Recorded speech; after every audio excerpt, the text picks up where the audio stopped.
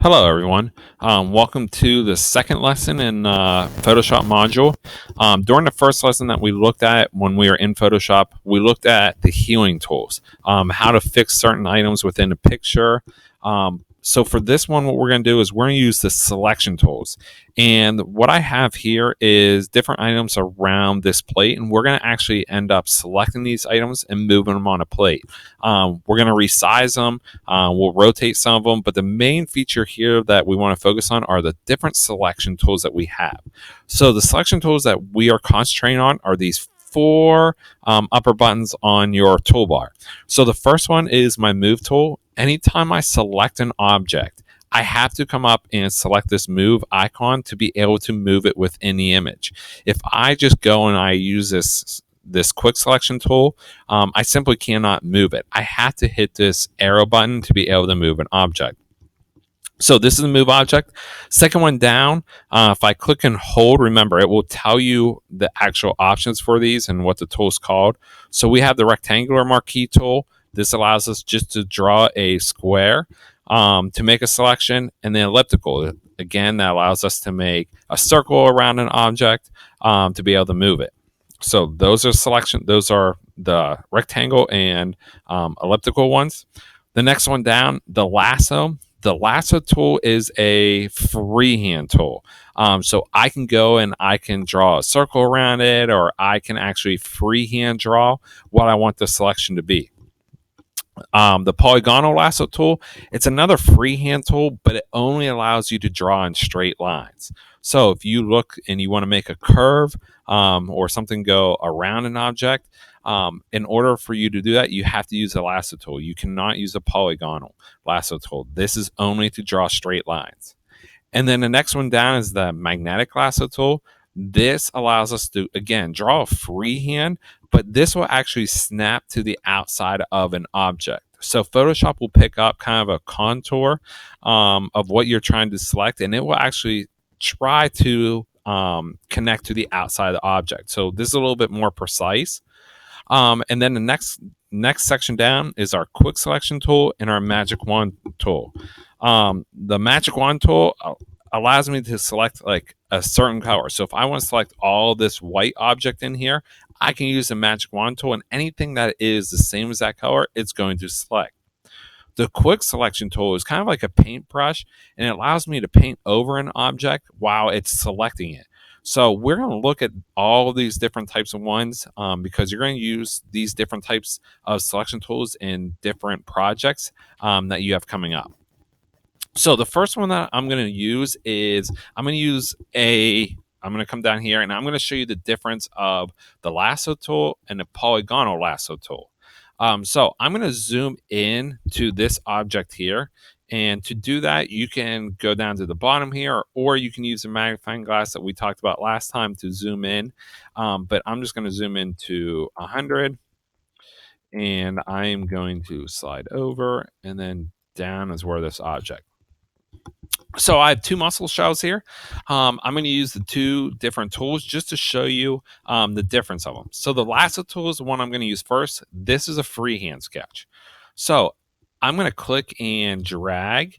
And as I click and drag, you can see on your screen that I have a line going around it.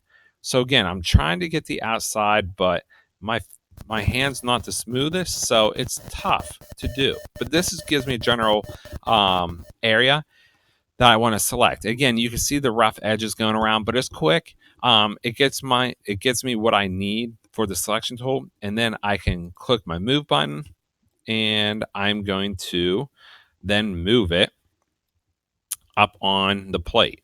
So I'm gonna zoom out a little bit. I'm gonna zoom out to 50, and I'm gonna move it up to the plate.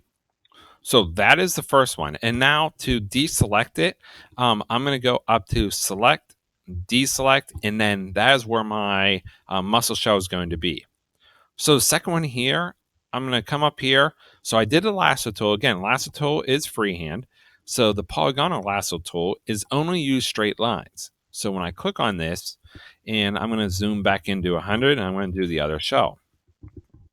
So this one now, I'm going to, instead of clicking and dragging, I'm going to click on each spot. So the smaller increments that you go, the more precise you can be, just because it gives you a little bit more accuracy with the straight lines.